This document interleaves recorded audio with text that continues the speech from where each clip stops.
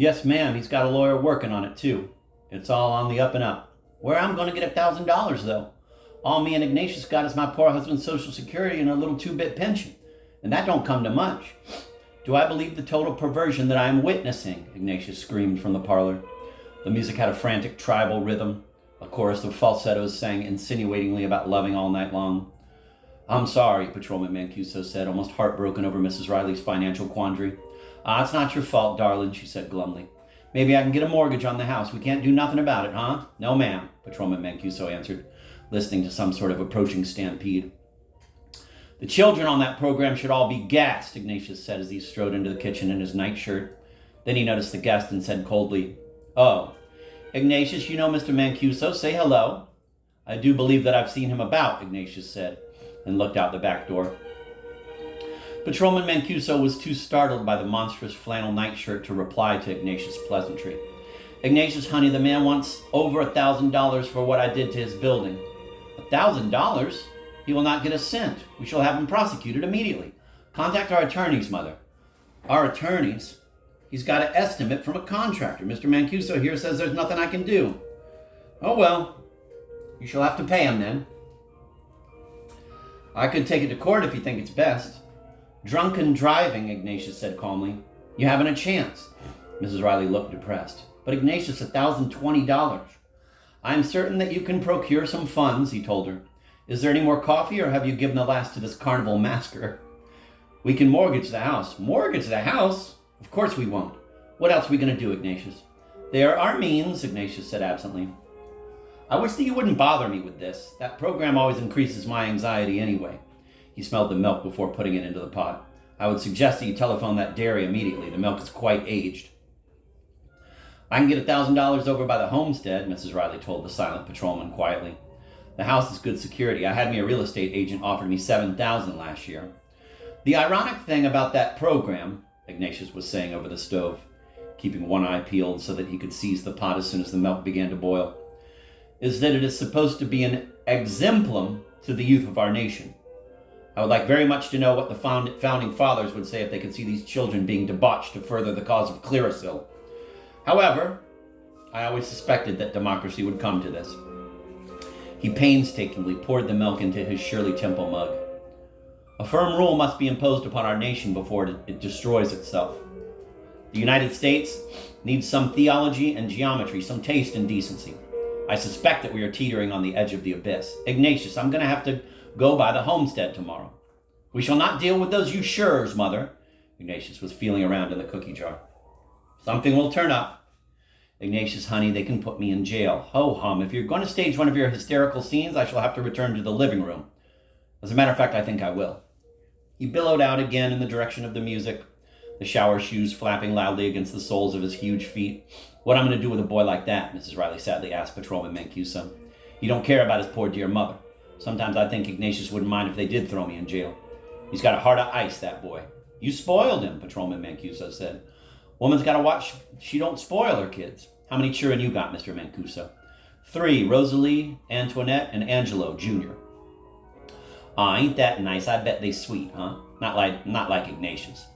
Mrs. Riley shook her head. Ignatius was such a precious child. I don't know what made him change. He used to say to me, Mama, I love you. He don't say that no more. Don't cry, Patrolman Mancuso said, deeply moved. I'll make you some more coffee. You don't care if they lock me up. Mrs. Riley sniffed. She opened the oven and took out a bottle of muscatel.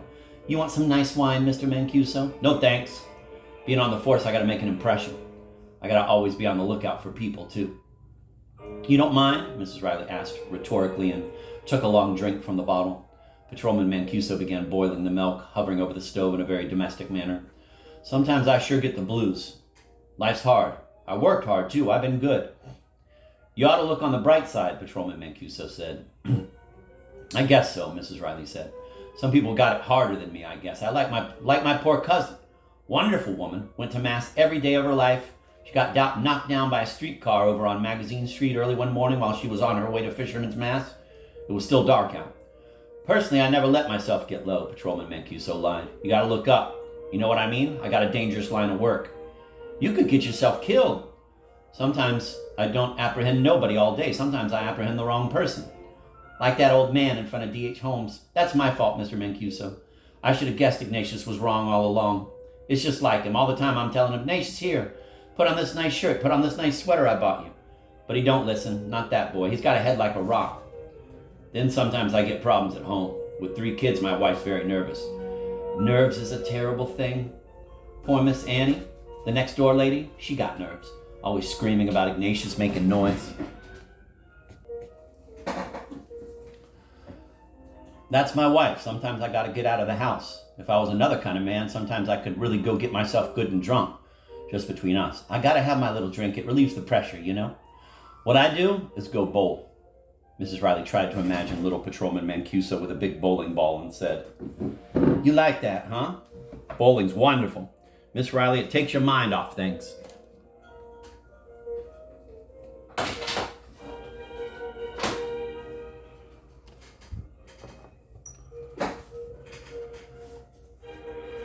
"Oh, my heavens," a voice shouted from the parlor. "These girls are doubtless prostitutes already. How can they present whores like this to the public? I wish I had me a hobby like that. You ought to try bowling." "Ay, I already got arthritis in my elbow. I'm too old to play around with them balls. I'd wrench my back. I got an aunt, 65, a grandma, and she goes bowling all the time. She's even on a team. Some women are like that. Me, I never was much for sports." "Bowling's more than a sport," Patrolman Mancuso said defensively. "You meet plenty people over by the alley. Nice people. You could make you some friends." "Yeah, but it's just my luck to drop one of them balls on my toe. I got bum feet already. Next time I go by the alley, I'll let you know. I'll bring my aunt. You and me and my aunt will go down to the alley, okay?" "Mother, when was this coffee dripped?" Ignatius demanded, flapping into the kitchen again. "Just about an hour ago. Why?" "It certainly tastes brackish." "I thought it was very good," Patrolman Mancuso said. "Just as good as they serve at the French market. I'm making some more now. You want a cup?" "Pardon me," Ignatius said. "Mother, are you going to entertain this gentleman all afternoon? I would like to remind you that I'm going to the movies tonight and that I am due at the theater promptly at 7 so that I can see the cartoon. I would suggest that you begin preparing something to eat." "I better go," Patrolman Mancuso said. "Ignatius, you ought to be ashamed," Mrs. Riley said in an angry voice. "Me and Mr. Mancuso here just having some coffee. You've been nasty all afternoon. You don't care where I raise that money. You don't care if they lock me up. You don't care about nothing. Am I going to be attacked in my own home before a stranger with a false beard? My heart's broke." "Oh, really?" Ignatius turned on Patrolman Mancuso. "Will you kindly leave? You're inciting my mother. Mr. Mancuso's not doing nothing but being nice." "I better go," Patrolman Mancuso said apologetically. "I'll get that money," Mrs. Riley screamed. "I'll sell this house. I'll sell it out from under you, boy. I'll go stay by a old folks' home." She grabbed an end of the oilcloth and wiped her eyes. "If you do not leave," Ignatius said to Patrolman Mancuso, who was hooking on his beard, "I shall call the police." "He is the police, stupid." "This is totally absurd," Ignatius said and flapped away. "I'm going to my room." He slammed his door and snatched a Big Chief tablet from the floor. Throwing himself back among the pillows on the bed, he began doodling on a yellowed page. After almost 30 minutes of pulling at his hair and chewing on the pencils, he began to compose a paragraph. "Were Rose with us today, we would all look to her for counsel and guidance. From the austerity and tranquility of her medieval work, the penetrating gaze of this legendary sibyl of a holy nun would exorcise the horrors which materialize before our eyes in the name of television. If we could only juxtapose one eyeball of this sanctified woman in a television tube, both being roughly of the same shape and design, what a phantasmagoria of exploding electrodes would occur. The images of those lasciviously gyrating children would disintegrate into so many ions and molecules, thereby affecting the catharsis which the tragedy of the debauching of the innocent necessarily demands." Mrs. Riley stood in the hall looking at the "Do Not Disturb" sign printed on a sheet of Big Chief paper and stuck to the door by an old flesh-colored Band-Aid. "Ignatius, let me in there, boy," she screamed. "Let you in here?" Ignatius said through the door. "Of course I won't. I am occupied at the moment with an especially succinct passage. You let me in." "You know that you are never allowed in here." Mrs. Riley pounded at the door. "I don't know what is happening to you, Mother, but I suspect that you are momentarily deranged.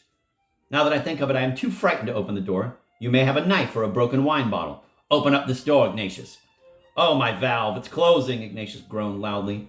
"Are you satisfied now that you have ruined me for the rest of the evening?"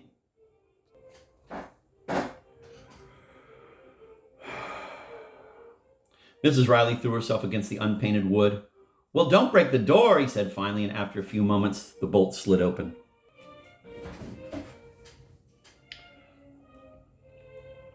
Ignatius, what's all this trash on the floor? That is my worldview that you see. It still must be incorporated into a whole, so be careful where you step. And all the shut is closed, Ignatius. It's still light outside. My being is not without its Proustian elements, Ignatius said from the bed, to which he had quickly returned. Oh, my stomach. It smells terrible in here. Well, what do you expect? The human body, when confined, produces certain odors which we tend to forget in this age of deodorants and other perversions. Actually, I find the atmosphere of this room rather comforting.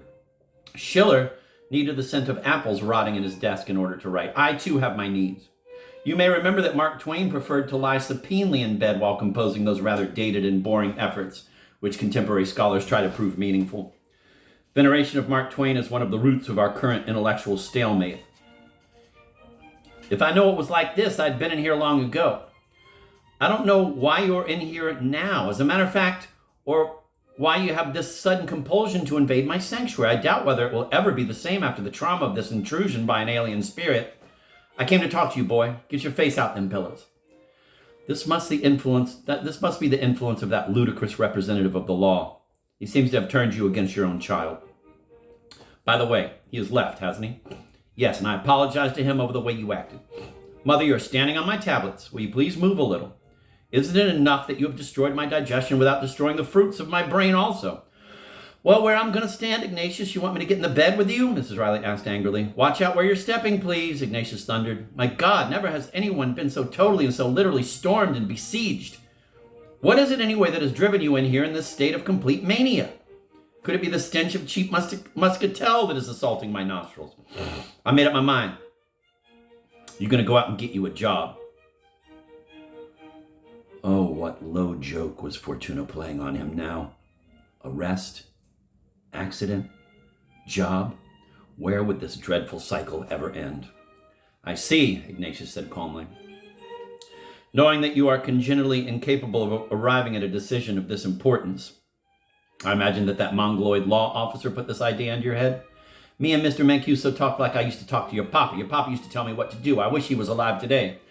Mancuso and my father are alike only in that they both give the impression of being rather inconsequential humans. However, your current mentor is apparently the type of person who thinks that everything will be all right if everyone works continually.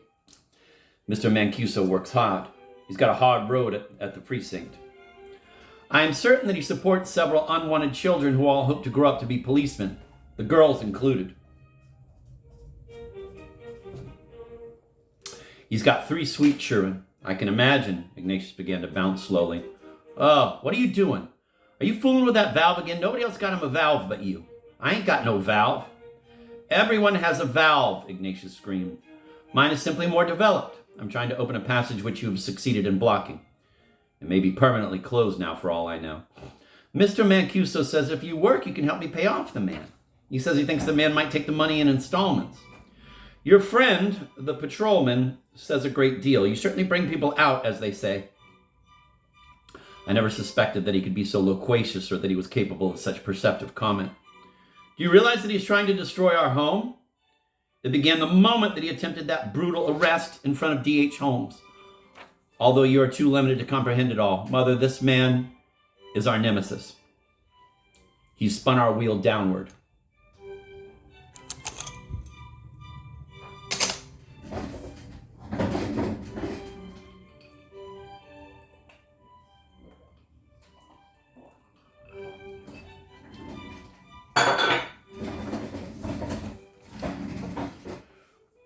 Wheel? Mr. Mancuso is a good man. You ought to be glad he didn't take you in. In my private apocalypse, he will be impaled upon his own nightstick.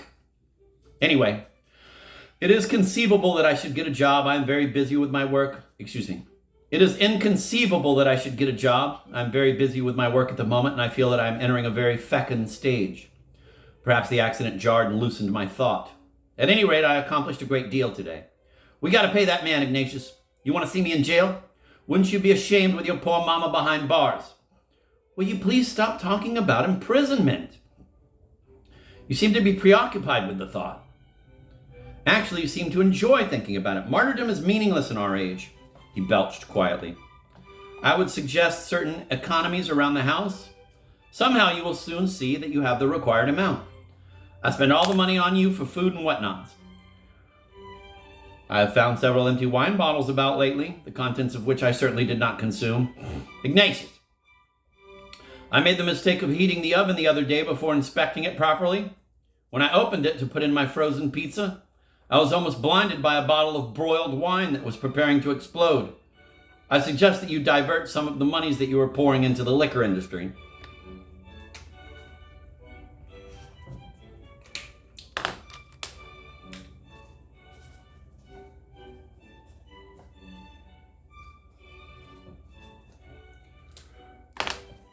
For shame, Ignatius, a few bottles of Gallo Muscatel and you with all them trinkets. Will you please define the meaning of trinkets? Ignatius snapped. All them books, that gramophone, that trumpet I bought you last month. I consider the trumpet a good investment, although our neighbor, Miss Annie, does not. If she beats on my shutters again, I'll pour water on her. Tomorrow we're looking at the one ads in the paper. You're going to dress up and go find you a job. I'm afraid to ask what your idea of dressing up is. I will probably be turned into an utter mockery. I'm going to iron you a nice white shirt, and you're going to put on one of your papa's nice ties. Do I believe what I am hearing? Ignatius asked his pillow.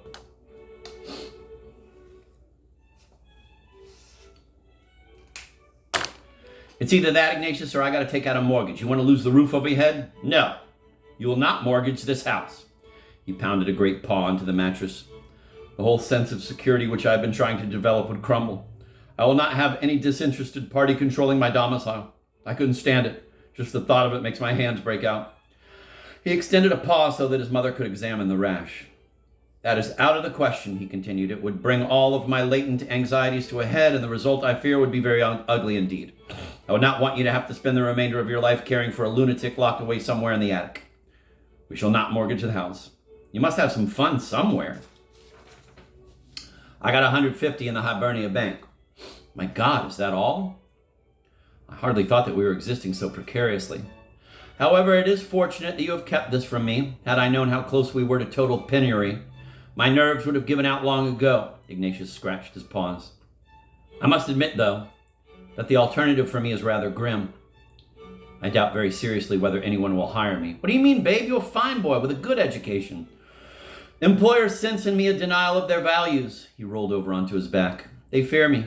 I suspect that they can see that I am forced to function in a century which I loathe. That was true even when I worked for the New Orleans Public Library. But Ignatius, that was the only time you worked since you got out of college. And you was only there for 2 weeks. That is exactly what I mean. Ignatius replied, aiming a paper ball at the bowl of the milk glass chandelier. All you did was paste them little slips in the books. Yes, but I had my own aesthetic about pasting those slips. On some days, I could only paste in 3 or 4 slips and at the same time feel satisfied with the quality of my work. The library authorities resented my integrity about the whole thing.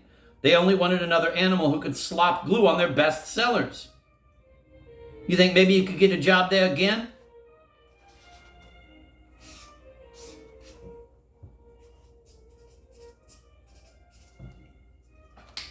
I seriously doubt it. At the time, I said some rather cutting things to the woman in charge of the processing department. They even revoked my borrower's card. You must realize the fear and hatred which my Weltanschauung instills in people, Ignatius belched. I won't mention that misguided trip to Baton Rouge. That incident, I believe, caused me to form a mental block against working. They was nice to you at college, Ignatius. Now tell the truth. They let you hang around there a long time. They even let you teach a class. Oh, it was basically the same.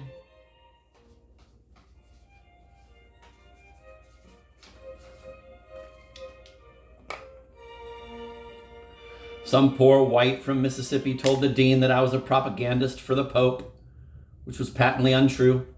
I do not support the current Pope. He does not at all fit my concept of a good authoritarian Pope. Actually, I am opposed to the relativism of modern Catholicism quite violently. However, the boldness of this ignorant, lily-white, redneck fundamentalist led my other students to form a committee to demand that I grade and return their accumulated essays and examinations.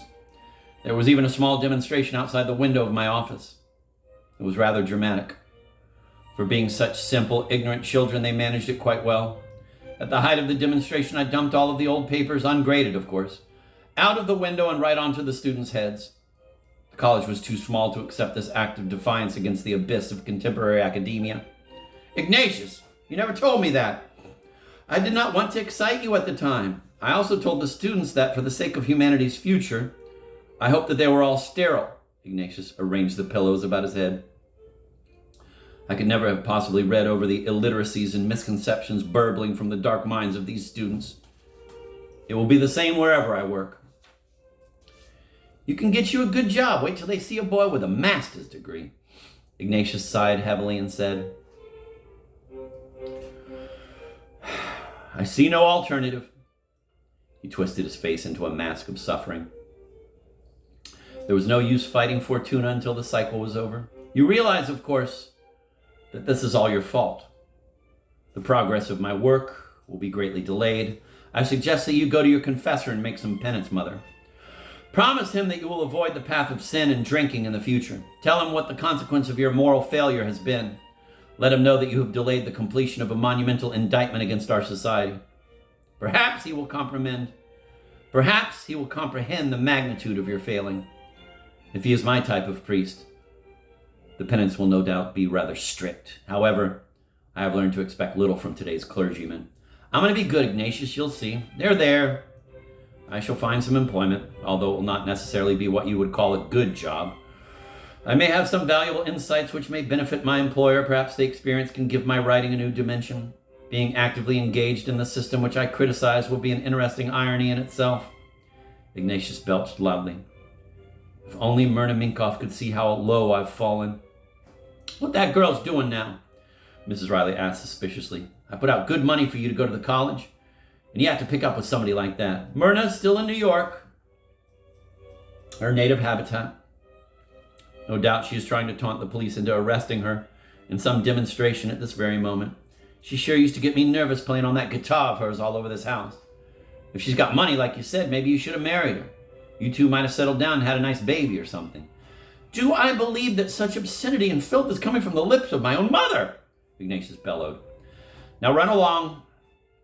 Fix me some dinner. I must be at the theater on time. It's a circus musical. A heralded excess which I've been waiting to see for some time. We study the want ads tomorrow. I'm so proud you're going to work at last, Mrs. Riley said emotionally, and kissed her son somewhere in his damp mustache.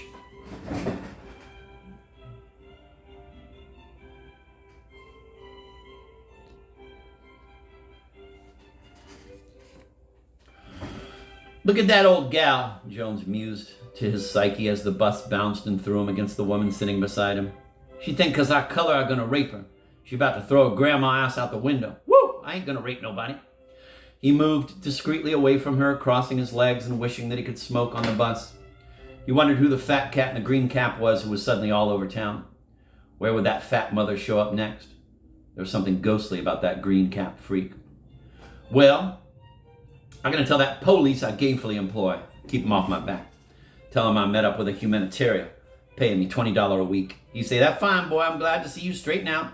And I say, hey! And he say, now maybe you becoming a member of the community. And I say, yeah, I got me a nigger job and nigger pay. Now I really a member of the community. Now I a real nigger. No vagrant. Just nigger. Whoa, what kind of change you got?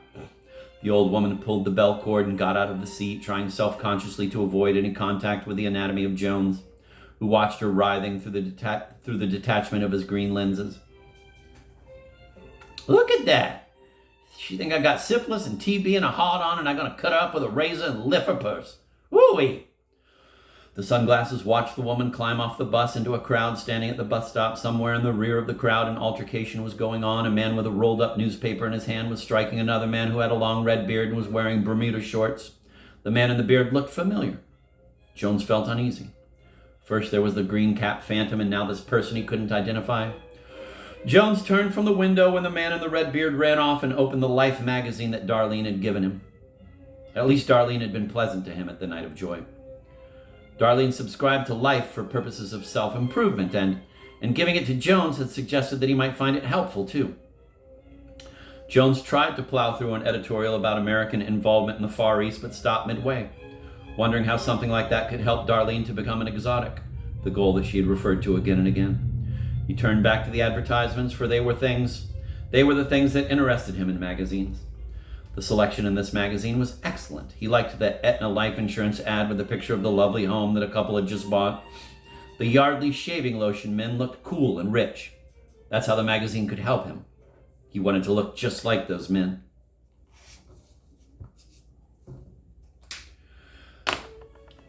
When Fortuna spins you downward, go out to a movie and get more out of life. Ignatius was about to say this to himself when he remembered that he went to the movies almost every night, no matter which way Fortuna was spinning. He sat at attention in the darkness of the Prytania, only a few rows from the screen. His body filling the seat and protruding into the two adjoining ones.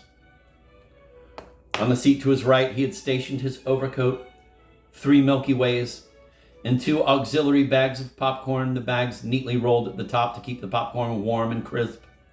Ignatius ate his current popcorn and stared raptly at the previews of coming attractions. One of the films looked bad enough, he thought, to bring him back to the Prytania in a few days. Then the screen glowed in bright, wide Technicolor, The Lion Roared, and the title of The Excess flashed on the screen before his miraculous blue and yellow eyes. His face froze and his popcorn bag began to shake. Upon entering the theater, he had carefully buttoned the 2 ear flaps to the top of his cap, and now the strident score of the musical assaulted his naked ears from a variety of speakers. He listened to the music, detecting 2 popular songs which he particularly disliked, and scrutinized the credits closely to find any names of performers who normally nauseated him. When the credits had ended and Ignatius had noted that several of the actors, the composer, the director, the hair designer, and the assistant producer were all people whose efforts had offended him at various times in the past, there appeared in the Technicolor a scene of many extras milling about a circus tent. He greedily studied the crowd and found the heroine standing near a sideshow. "Oh my God," he screamed. "There she is!" The children in the rows in front of him turned and stared, but Ignatius did not notice them. The blue and yellow eyes were following the heroine, who was gaily carrying a pail of water to what turned out to be her elephant. "This is going to be even worse than I thought," Ignatius said when he saw the elephant. He put the empty popcorn bag to his full lips, inflated it, and waited, his eyes gleaming with reflected Technicolor, a timpani beat, and the soundtrack filled with violins. The heroine and Ignatius opened their mouths simultaneously, hers in song, his in a groan. In the darkness, 2 trembling hands met violently. The popcorn bag exploded with a bang. The children shrieked. "What's all that noise?" the woman at the candy counter asked the manager. "He's here tonight," the manager told her, pointing across the theater to the hulking silhouette at the bottom of the screen. The manager walked down the aisle to the front rows where the shrieking was growing wilder.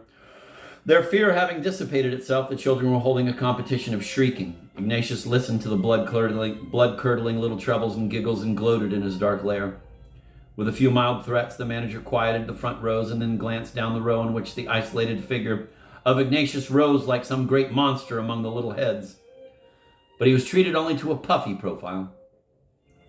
The eyes that shone under the green visor were following the heroine and her elephant across the wide screen and into the circus tent.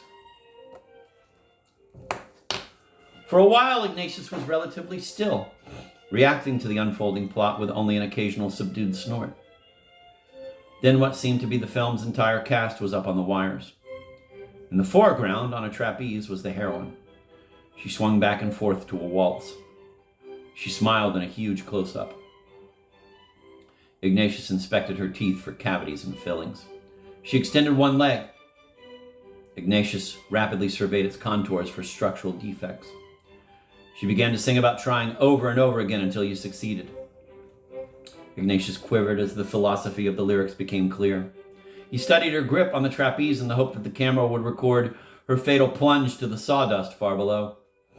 On the second chorus, the entire ensemble joined in the song, smiling and singing lustily about ultimate success while they swung, dangled, flipped, and soared. "Oh, good heavens!" Ignatius shouted, unable to contain himself any longer.